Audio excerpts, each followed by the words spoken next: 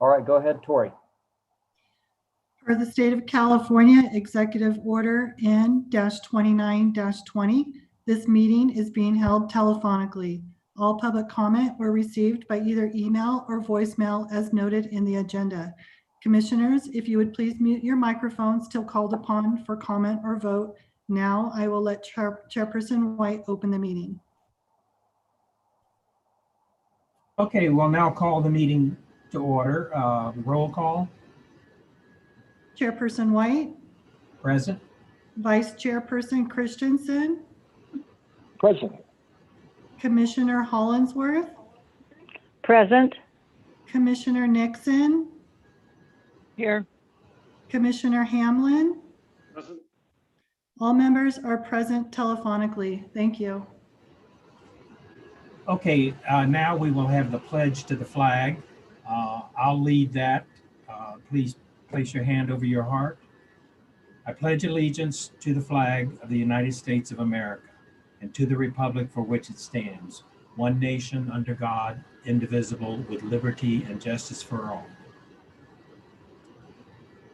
Okay, we'll move on to the consent agenda. All items listed with an asterisk are considered to be routine and non-controversial by city staff. Consent items will be considered first and may be approved by one motion if no member of the council or public wishes to comment or ask questions. If comment or discussion is desired by anyone, the item will be removed from the consent agenda and will be considered in listed sequence with an opportunity for any member of the public to address the Planning Commission concerning the item before action is taken.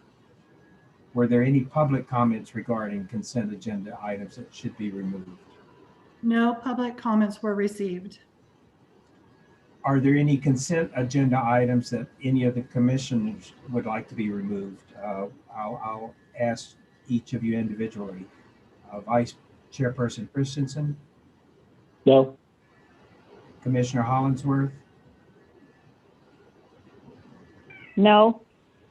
Commissioner Nixon? No. Commissioner Hamlin? No. And I have no items to be removed. Okay, so now we will take a vote on whether or not to approve the consent agenda. So I will entertain a motion to approve the consent agenda as presented. Does one of the commissioners want to make a motion? Second, this is Hollingsworth. We need someone to Oh, make a motion?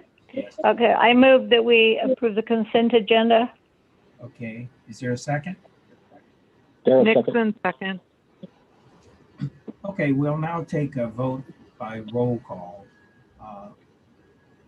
Yay or nay to approve the consent agenda.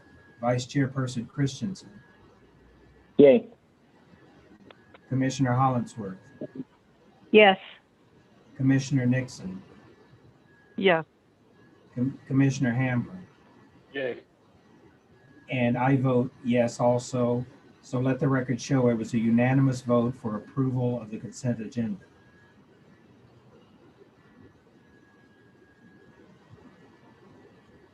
Were there any audience, oral, or written communications per the State of California Executive Order N-29-20? Or do we have any other public comments? We did not receive any public comments. Okay, the next item to be considered, item 4, Plan Development Number 2018-01, Amendment Number 4 for Sage Ranch. This would be to approve an extension of 6 months for project applicant to complete the environmental impact report and final master development plan. Jay, are you going to make the staff report? Yes, sir. Okay, go ahead. Very good. Thank you, commissioners. The item you have before you tonight is amendment number 4 to Plan Development Number 2018-01, better known as the Sage Ranch project. The request before you tonight is an extension of 6 months for the project applicant to complete the environmental impact report and final master development plan. Just as a brief background, as you will recall, the plan development process is a 3-step approval process, beginning with preliminary approval, which the applicant obtained from the Planning Commission in February of 2019. Step 2 is the primary major step, and that's the presentation of the completed final master development plan, environmental document, and tentative track map, among other components. It's the big presentation. That's what we're currently still working on this project. And so Amendment 4 is the 4th extension request associated with this project provided by the applicant. You guys all received the staff report, and instead of going through the details, since this is the 4th time we've done this in the last couple of years, I'm just gonna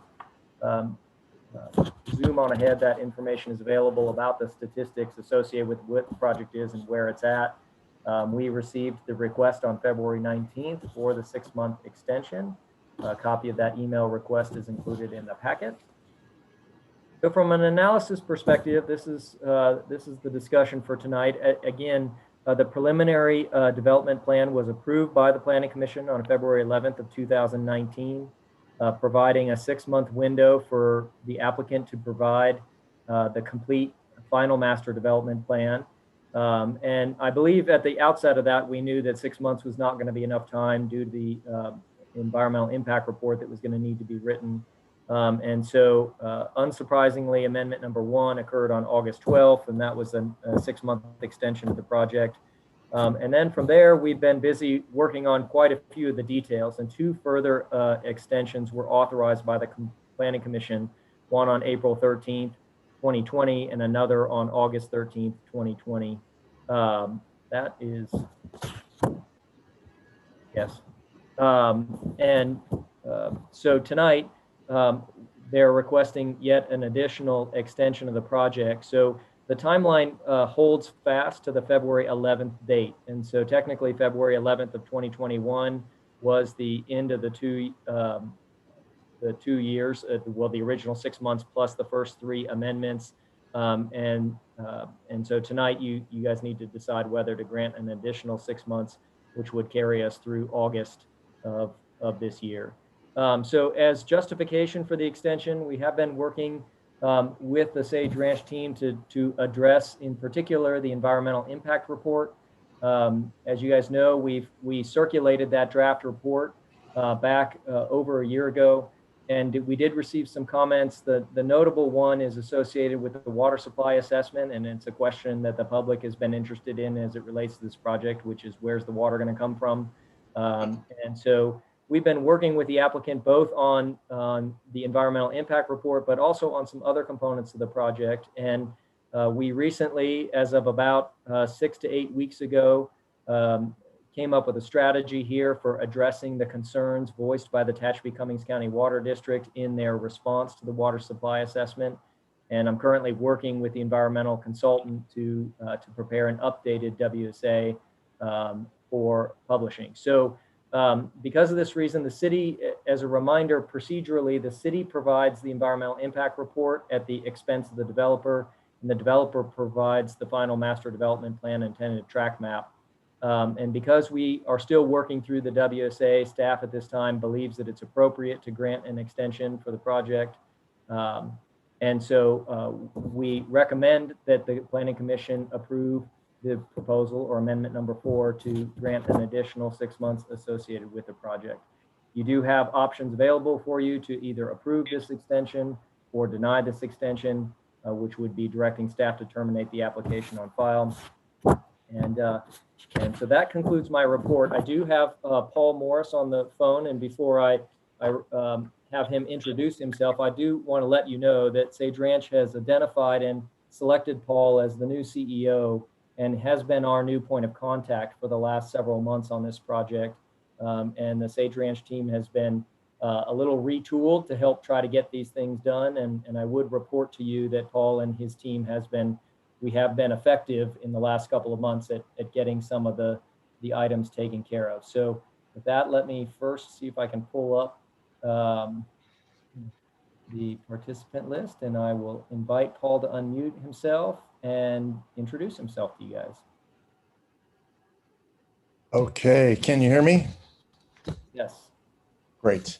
So Jay, thanks for introducing me, and commissioners, thank you for allowing me to speak briefly. And I just want to let you know that we at Sage Ranch understand and respect this process, including the importance of what we're doing here tonight, and also working closely with the city to get everything really in order. That's one of the things we want to do, is make sure that we've got a very tight submission ready, and so we're working to get that done.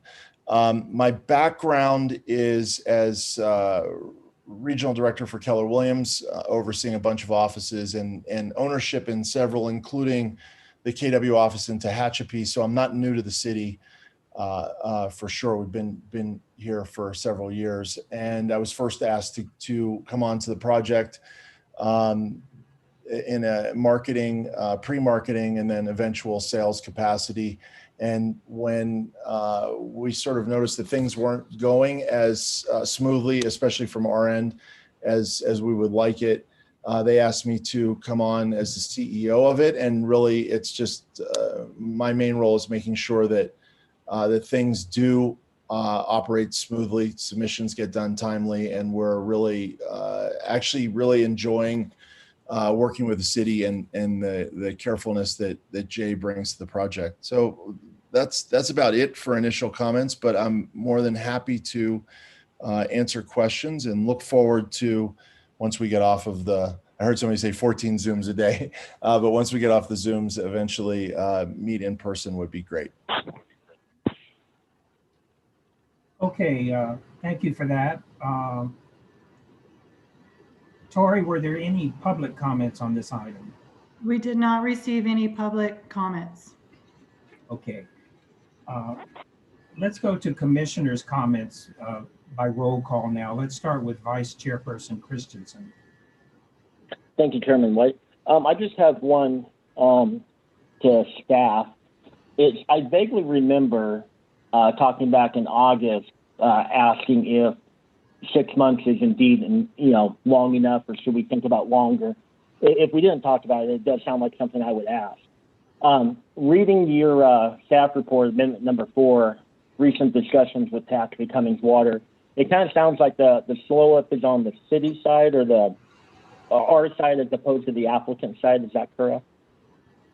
I would characterize it as a mutual issue. There are some applicant-related issues that are still getting addressed, but yes, it is the city's responsibility to address the EIR or produce the EIR independently from the applicant's actions on the project. And there's been a lot of conversation with Tehachapi Cummings County Water District on a much larger, broader scale about the future of water in this community. And that has informed upon this project and has resulted, at least partially, in the delays that result in tonight's amendment. So yeah, I would characterize it as a mutual item, but from a direct critical path, what needs to get done to bring this back to you, we do need some additional time to complete the updated WSA.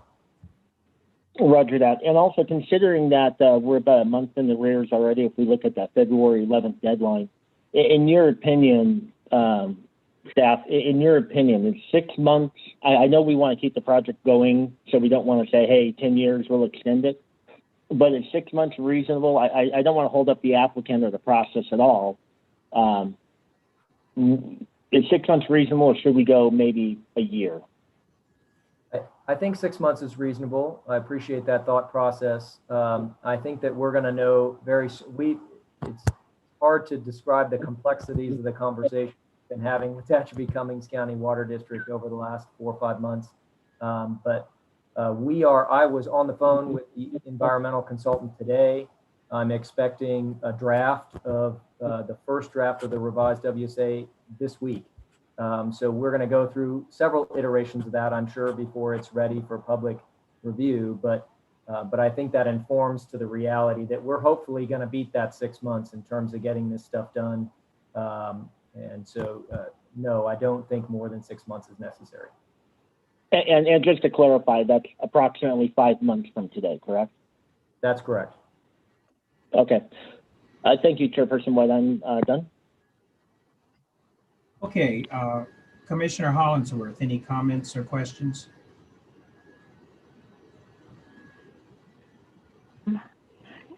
No, I would agree with providing that extension.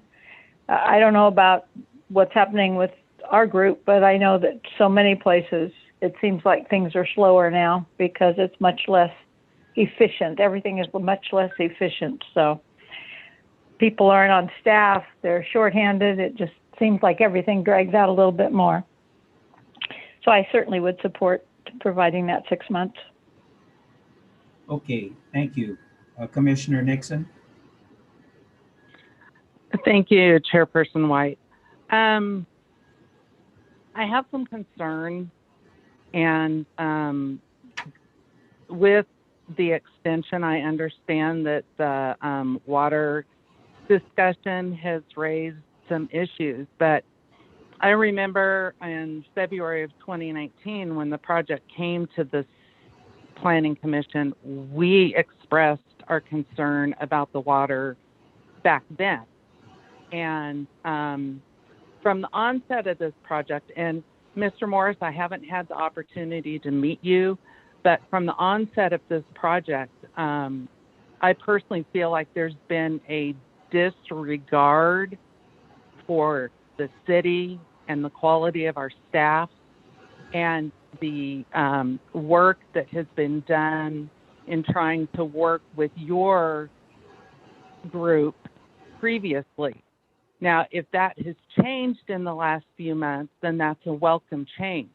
But there have been articles in the newspaper that have directly criticized the city, and Sage Ranch as a project stepped out and went public with things that they were premature on doing, and it has caused some problems within the community. And I would hope that there would be a higher degree of mutual respect moving forward. We have an incredible staff, and while there are things that,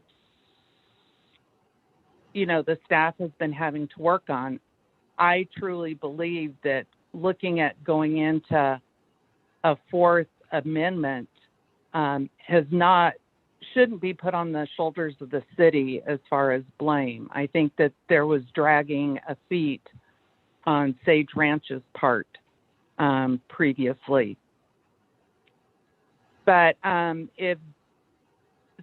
not convinced that in 6 months we would be done with this unless there's a big change in the way that the Sage Ranch group works with the city staff. Do you have anything to say to that? Yeah, may I speak to that first, Kim? I think I'd like to let Paul respond to that.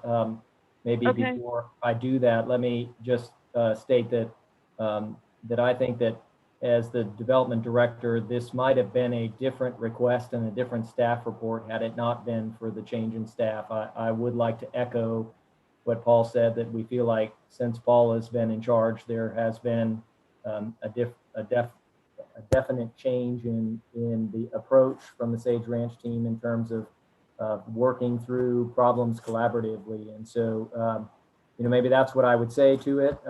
Maybe I'll ask Paul if he'd like to comment on that. Paul? Sure. And Commissioner Nixon, thanks for your comments. I really understand and appreciate them.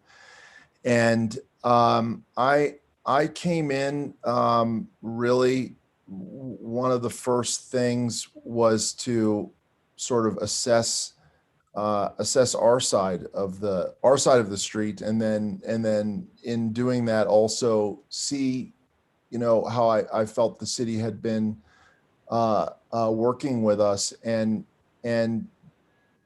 from the very get-go, my approach on behalf of Sage is to value the input of the city staff, and the city staff in the time that I've been working with them have been more than responsive.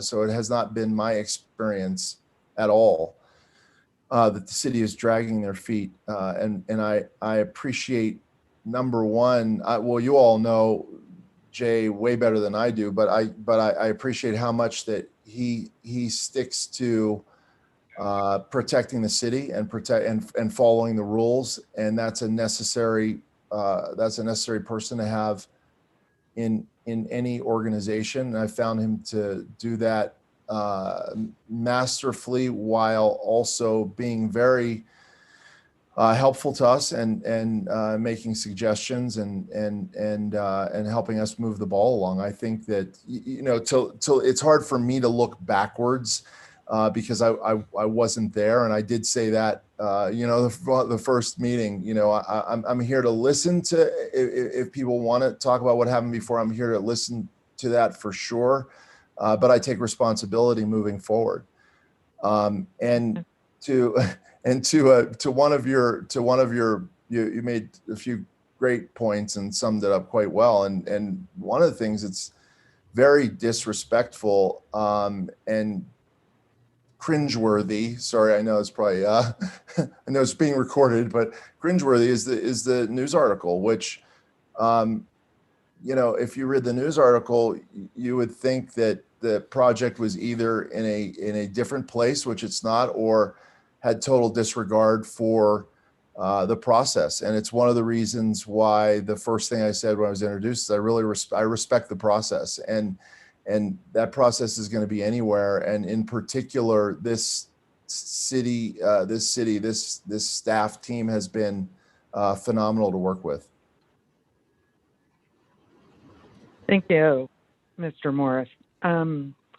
Jay, one other question I have is are there any disadvantages to the city by continuing this project longer? Are there new regulations that don't need to be met because this is an ongoing project or anything like that? No, there has not been any. I think the way to interpret the question is, have there been any ordinance or law changes that make what was preliminarily approved in February of 2019 out of date? And the answer to that, I think pretty confidently, is no.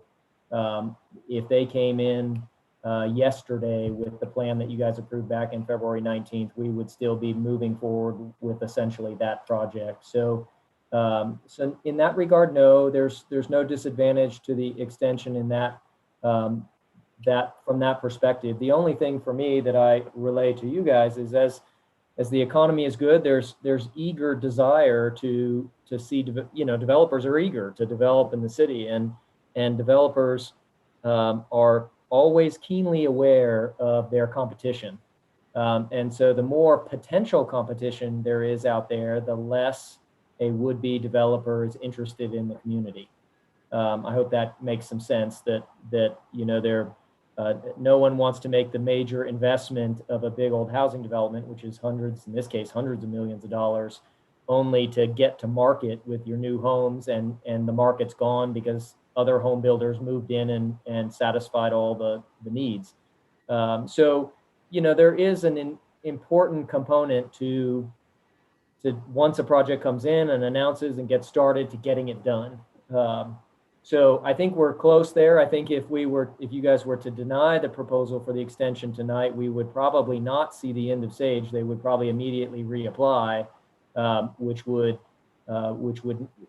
not help that situation I just spoke about it, but instead just cause us to have a little hiccup. So again, while the city works on the WSA, I advocate to you all that we should go ahead and grant the extension. I think if we were, and I don't think it's likely with Paul's leadership, and I thank Paul for his kind words, I think that if we got into a case where the city's completed the updated EIR and now the remaining items are Sage's responsibility and just not getting done, then you're going to hear that from me, and that may change my recommendation. But with that need for the environmental impact report, my recommendation is that we do grant that extension. Okay, Jay, thank you. I have nothing else, Chairperson White. Thank you. Commissioner Hamblin? Yes, Chairperson Wade. Fantastic questions from the people prior. I had a couple that I'll kind of bounce around here a little bit. Quick one for Mr. Morris. When did the staffing changes at Sage Ranch take place? So when was your role effective? Was that fairly recent? Yes, fairly recent, and I'd be making it up if I had an exact date.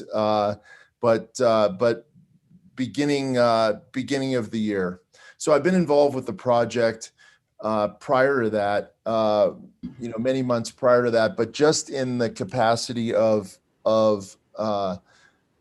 pre-marketing and sales when that would happen.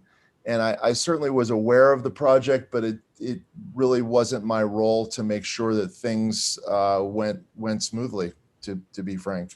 Okay, so you're new to your current role since the first of the year. That's correct. Perfect. Thank you. Yes. Let's see. So that's probably a question both for Jay and Paul. These decisions were made prior to my involvement with the Planning Commission. So forgive me if I'm catching up a little bit here. But multiple extensions, of course, you start raising eyebrows a little bit. I think staff's done a great job of kind of explaining some of the delays that we're seeing here now. So from a kind of maybe a percent complete, if we do grant this extension, how far, it sounds like the WSA, I think Jay, you already said was maybe a draft coming shortly. The other items were the master development plan, that would be on the side of the applicant, and then track maps. How complete are those documents at this time? So if we get another 6 months, are we just starting those other documents, or are those documents well underway so we do have a path to closure? Excellent question, Commissioner Hamlin. I think that will help inform people. I've probably got all the history here because Paul's kind of knew that. So I will tell you, there are 2 or 3 major components that you all will be reviewing, hopefully, when we get the master development plan in front of you. The actual design guidelines, which is the big book of data about what the houses will look like and what the distribution and floor plans and lighting and sidewalks and landscaping, that is probably about 95% complete. It's been reviewed twice. We actually thought we had an approved version from late last year, but we discovered a few items to be taken care of, and Paul and his team are handling that. So we're 95% there on that item, with no, I'm not aware of any pending conflicted items left, just some items to deal with there. The same is true for the tentative map. We've reviewed the tentative map twice. I have the 3rd copy here on my desk, and I need to make the time to get into it. I would also characterize it as above 90% complete. And then lastly, the final item outside of the EIR is the conditions of approval. Those have gone through numerous drafts back and forth, and they're also above 90% complete. So this is why I wrote the staff report the way we did, because probably the single biggest remaining item at this point is the WSA, revised WSA, and the final environmental impact report. And I, like I said, am hopeful that we're a month or 2 away from having that complete. So I'd like the 6 months to give myself a little wiggle room, but we are truly very close to the end here. Excellent. Thank you, Jay. Appreciate that update. The only other comment I think I would make is, if I understood correctly, the previous extensions actually expired about a month ago. So, going forward, it might be wise, at some point we probably knew we weren't going to hit the 6-month extension. So maybe bringing it prior to expiration would be helpful in the future. So there's a little time to recover from that. Unfortunately, in this case, if we say no, it's the direction there is terminate the application on file versus hustle and add more staff and see if we can pull it off with the remaining time left. So I guess that would be my final comment. And then one other one. Do we feel, it sounds like these documents are relatively close. I mean, 95% sounds really good. Do we have staff in place to get those over the finish line? Is that an issue for either the applicant or the city? And not that I'm barring any problems related to COVID, which seems to be the big Sure. item that impacts people randomly these days. The answer, at least on the city side, is we believe we've got the staff in place. And I've also been working pretty closely with the consultant team that Paul manages, and they seem to have all the folks that they need as well.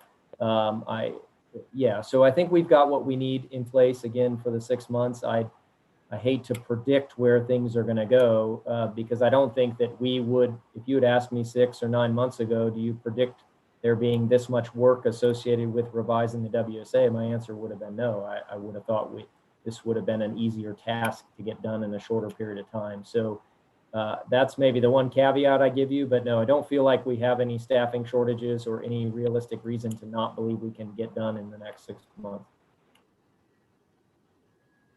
Thank you, Jay. And then Mr. Morris, same question from the applicant side. Do you feel you've got staff in place to finalize what documentation that you're responsible for? Yes, Commissioner Hamlin, we do. And if it were to come that we needed more, we'd be happy to add more. And frankly, again, Jay's been very helpful, and I think he'd give us the heads up and say we really need this turned around. And it just, again, sort of a matter of the two of us working together quite well on this. So as of right now, we do not need additional staff, but we're happy to entertain that should the need arise.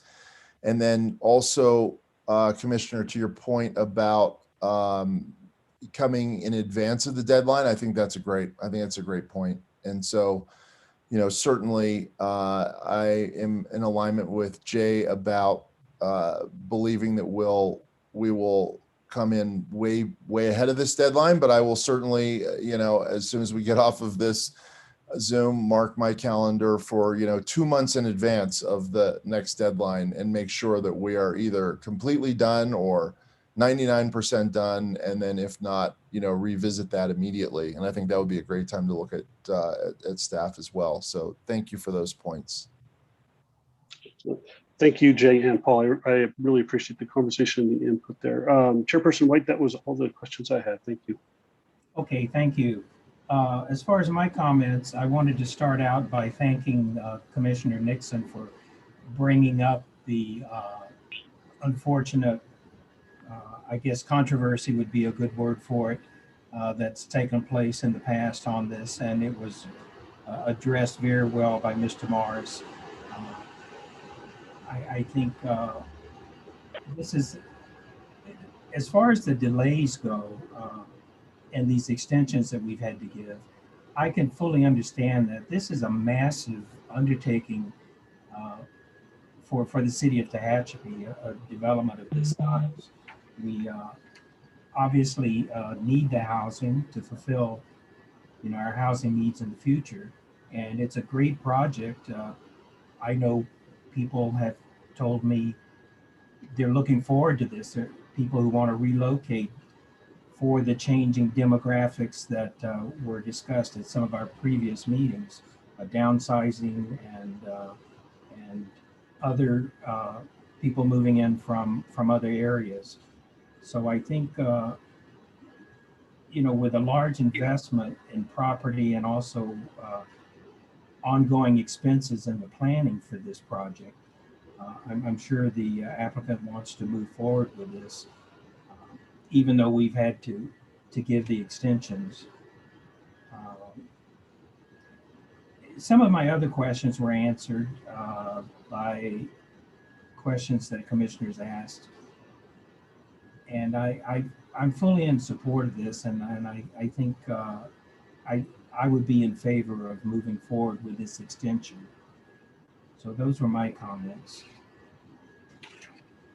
So now, unless there's any other conversation on this, I will entertain a motion to approve an extension of 6 months for project applicant to complete the environmental impact report and the final master development plan. Are there any other comments or questions? Okay, does someone want to make that motion?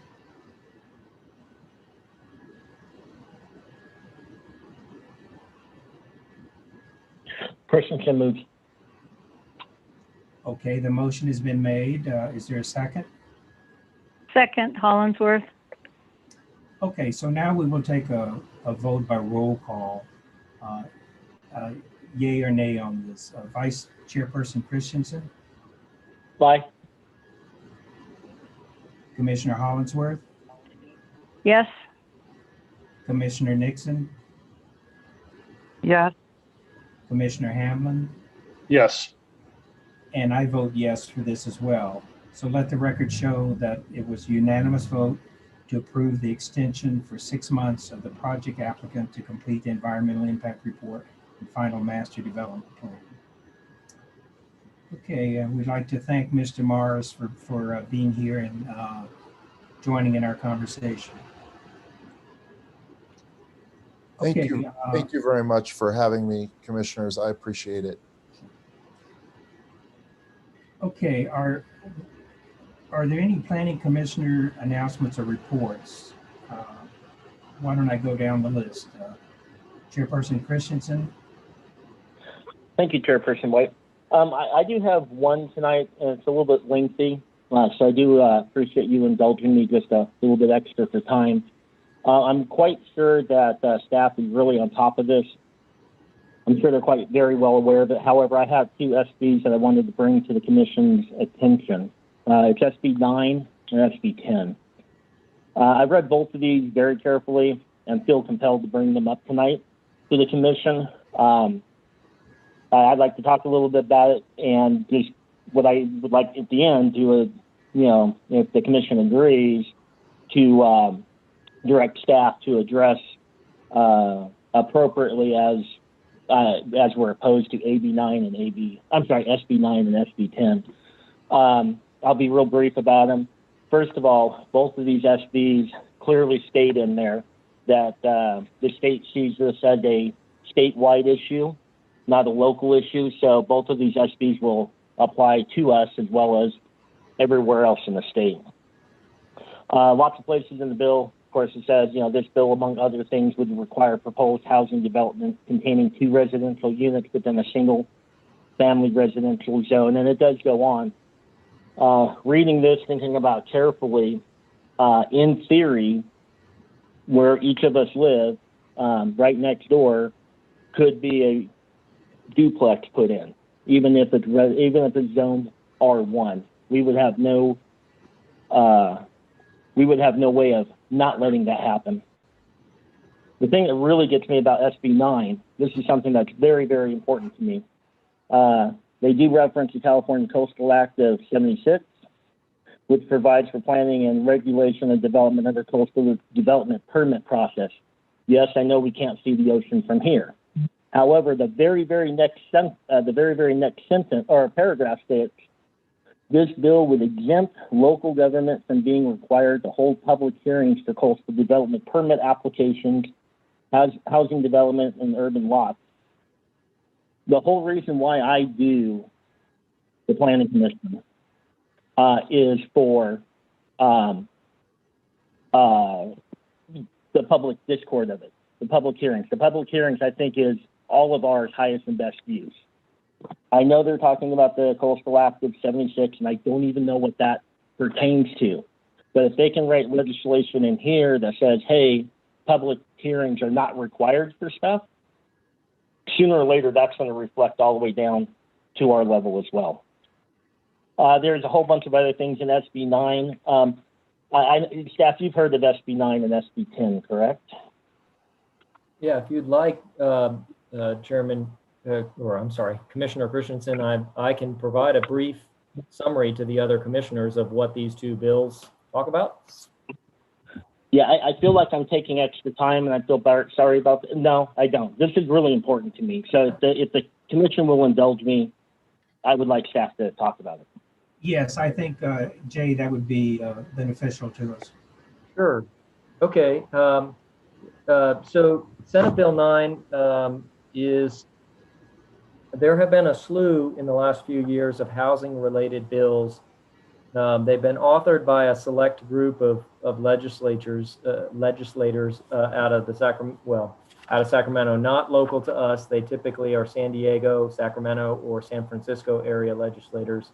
SB9 furthers some previous activities, and they are exactly what Commissioner Christensen implied, which is they are state level, top down, override your local codes and tell you guys what you're going to allow and not going to allow to occur in your community.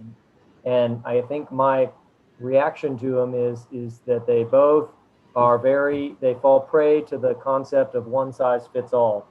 And these may make a lot of sense in the communities where these folks are from, but the struggle for us in California is we have easily the most diverse state in the country, and we are easily act and behave like multiple states in terms of regional issues. And so these kinds of items they are a little, to steal Paul's statement earlier, a little cringeworthy, because they have a tendency to declare things that maybe don't work well in our community. So SB9, couple of things that it does.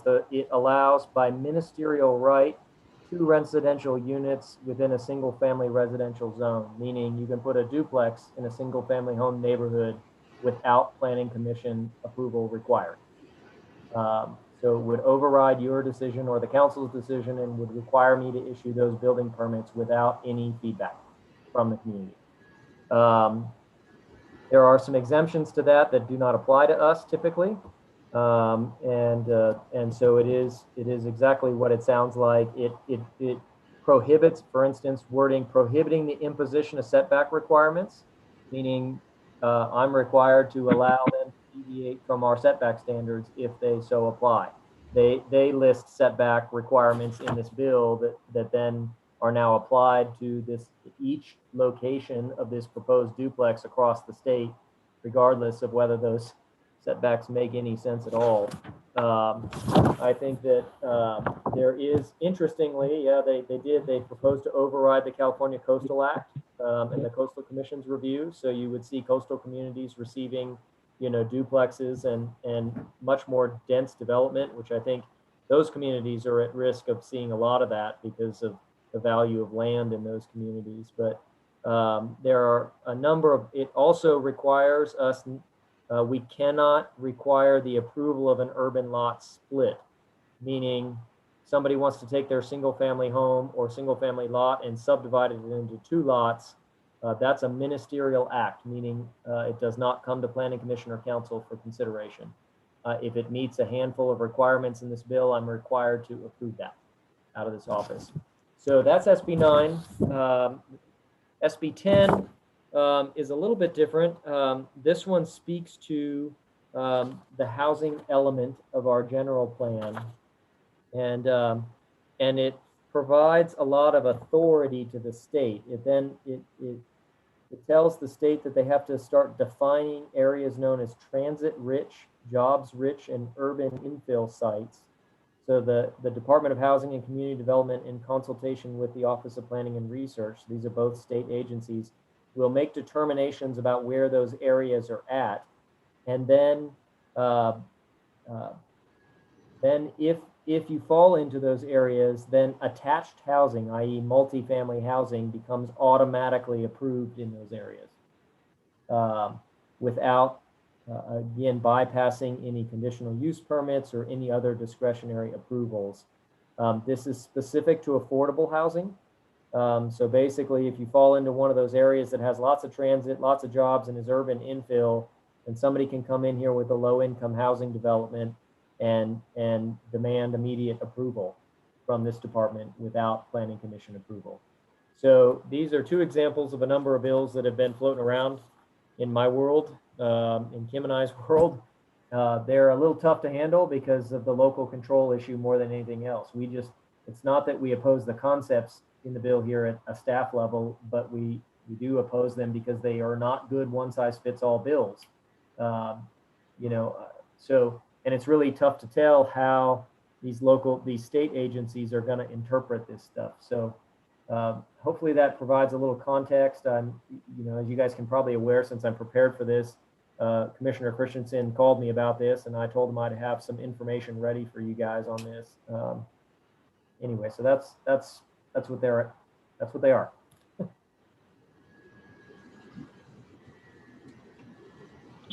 Okay, Jay, do you think it would be appropriate for you to make a report to City Council on this? Because they're the ones, I believe, who would have to take any action, maybe through the League of California Cities or some Yeah. other way. That's the question, is how do we respond? And I'll tell you this, I do know that we already engage with the League of California Cities and try to let our opinion known. I'm a little leery of a formal council action. We can do that if that's what you guys would like to recommend to the council, but I would tell you that given the politics of the state, it's the truth of the matter is that Tehachapi's opinion is not taken very seriously in Sacramento. And so instead we risk, with the nature of the politics, that depending upon how aggressive we are in responding to this, that we risk being treated with extra scrutiny from the state. And I would tell you that scrutiny is accurate. Just to maybe a story, there's a recent law regarding the modification of accessory dwelling units, and I recently received a communication from an attorney questioning our policies and confirming that we're following state regulation on that issue. So there is oversight. Maybe what I would recommend, if the will of the commission is such that you guys see the problems with this, is that perhaps simply a letter from me. And that, I think, is within your authority to ask me to do that. Perhaps I'd write a letter to maybe to both our legislator that represents us in the Senate, as well as to the agencies who would be responsible with this, and let them know that the city opposes these bills on the basis of local control. That I think maybe is a reasonable response to these, if that's, again, the will of the commission.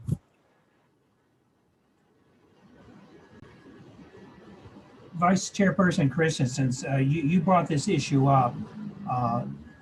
I feel like Jay's suggestion to write the letter would be good and possibly effective. How do you feel about that? Yeah, the League of Cities sounds definitely the smarter approach.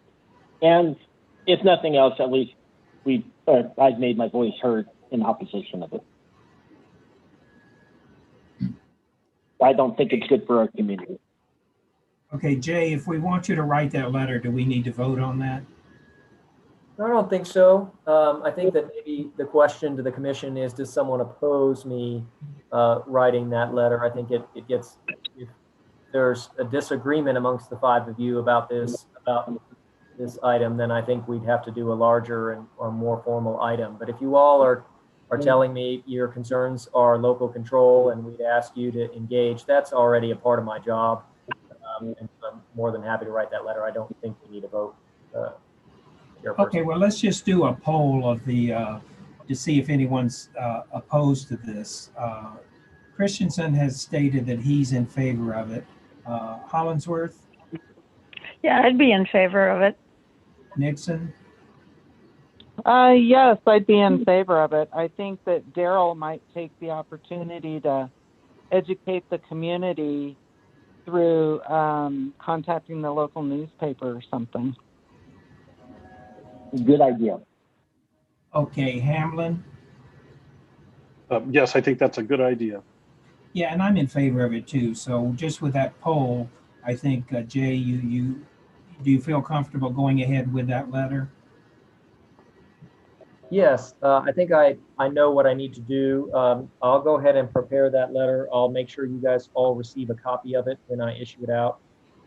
And so the crux of my letter will be to let the legislature know that the city of Tehachapi feels like this one-size-fits-all approach does not serve us well in this community, and that these types of overriding rules rob us of important local control. We're not, honestly, I think that maybe my biggest frustration is we're a community that's very happy to consider housing. We literally just had a conversation about 1,000 housing development. And so the whole goal of this legislation is to motivate new housing. and yet it's totally tone deaf to whether or not a community is busy doing that or not. You know, so anyway, yeah, I think my orders are clear, and I'll be getting right on that this week. And I'm assuming that you'll be informing the city manager of this as well. Yes, sir.